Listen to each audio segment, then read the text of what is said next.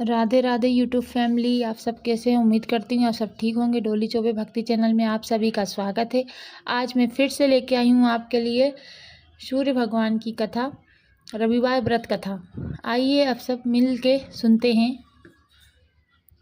कथा। प्राचीन काल की बात है। एक किसी नगर में एक बुढ़िया रहती थी। वह प्रत्येक रविवार को सुबह उठकर स्नान आदि करके और अपने घर के आंगन को गोबर से लीप कर स्वच्छ करती थी। फिर उसके बाद सूर्य भगवान की पूजा करती थी। फिर उसके बाद भोजन तैयार कर सूर्य देव को भोग लगाकर खुद स्वयं भोजन करती थी। भगवान भास्कर की कृपा से उसे किसी प्रकार की चिंता और कष्ट नहीं था और धीरे धीरे उसका घर धन धान्य से भरता गया।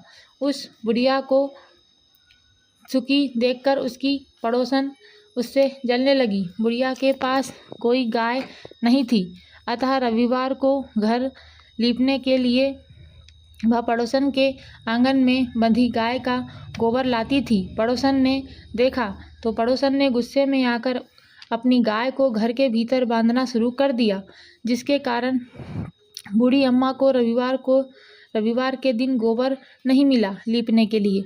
बुढ़िया अपना आंगन नहीं लीप सकी। आंगन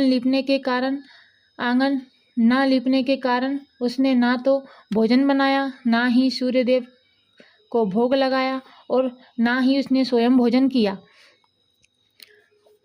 और सूर्यास्त होने के बाद भी वह भूखी प्यासी ही रही और भूखी प्यासी ही वो सो गई। इस प्रकार उसने पूरा दिन भी कुछ नहीं खाया, पूरी रात, शाम में भी वो भूखी प्यासी ही सो गई। सोने के बाद उसके सपने में सूर्य भगवान ने उसको दर्शन दिए और उन्होंने भोग न लगाने का कारण पूछा। सूर्य भगवान ने भोग न लगाने का कारण पूछा। बुढ़िया ने बहुत दुखी होके अपने पड़ोसन के द्वारा घर में गाय बांधने के और मैं आपकी भक्ति से बहुत प्रसन्न हूँ। जो भी मेरा व्रत करता है या कथा सुनता है, उसको मैं धन धान से भर देता हूँ और बांझ स्त्रियों को पुत्र की प्राप्ति कराता हूँ। इसलिए मैं आपको एक ऐसी गाय देता हूँ जो सभी इच्छाएं पूर्ण करती हैं। स्वयं ये उस बुढ़िया को ऐसा वरदान देकर भगवान सूर्य चले गए। प्रातःकाल सूर्योदय से पूर्व उस बुढ़िया की आंख खुली तो अपने घर के आंगन में एक सुंदर गाय को देखकर वह हैरान हो गई और पड़ोसन ने उस बुढ़िया के आंगन में सुंदर गाय को देखकर वह और भी अधिक जलने लगी। जैसे ही गाय ने सोने का गोबर किया, पड़ोसन की आंखें फटी रह गई। पड़ोसन ने उस बुढ़िया को आसपास ना पाकर तुरंत उस गोबर को उठाया और अपने घर ले गई तथा अपनी गाय का गोबर वहां रख आई। बुढ़िया को सोने के गोबर के बारे में पता ही नहीं चला और बुढ़िया पहले ही की तरह भगवान सूर्य देव की व्रत और कथा करती रही और कथा सुनती रही।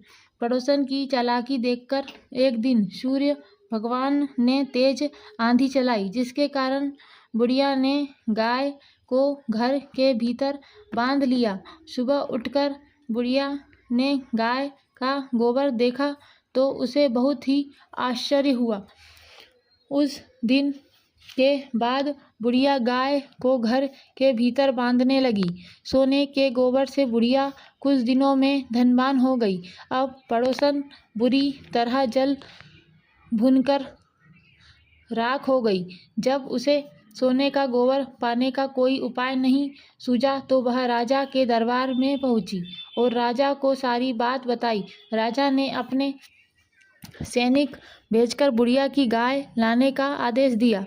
सैनिक बुढ़िया के घर पहुंचे। उस समय बुढ़िया सूर्य भगवान को कुंडी लगाकर स्वयं भोजन ग्रहण करने वाली थी। राजा के सैनिकों ने गाय को खोला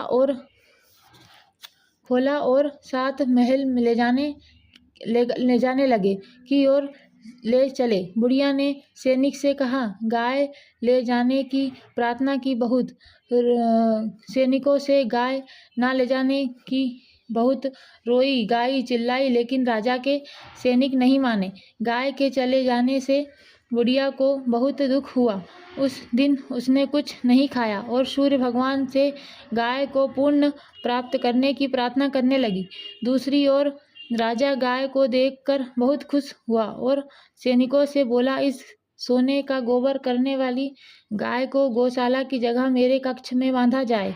सुबह जैसे ही राजा उठा, सारा महल गोबर से और बदबू से भरा हुआ था। देखकर राजा घबरा गया और उसने सैनिकों से गंदगी साफ करने को कहा, और परंतु गोबर के साथ ही नहीं हो रहा था। गोबर साफ ही नहीं हो रहा था और जितना साफ कर रहे थे उतना ही बढ़ता ही जा रहा था, फैलता ही जा रहा था।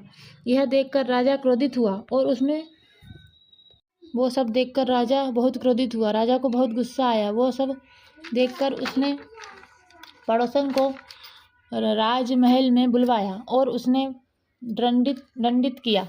इसके बाद राजा ने तुरंत बुढ़िया को महल में बुलाया और उसने क्षमा मांगते हुए सम्मान सहित गाय लौटा दी।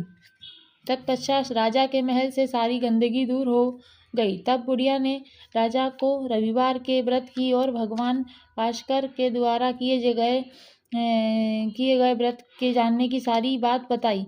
राजा ने अपने राज्य में घोषणा कराई कि सभी स्त्रियां व पुरुष रविवार का व्रत किया करें। जैसे सूर्य भगवान ने, भास्कर भगवान ने वो बुढ़िया की सारी बातें सुनी, ऐसी हमारी भी सारी इच्छाएं, मनोकामनाएं पूरी करें। यहीं ये कथा समाप्त होती है। आपको ये कथा कैसी लगी कमेंट में ज़रूर बताइएगा। डोली चौबे भक्ति चैनल को लाइक, सब्सक्राइब एंड शेयर जरूर कीजिएगा। धन्यवाद। राधे राधे।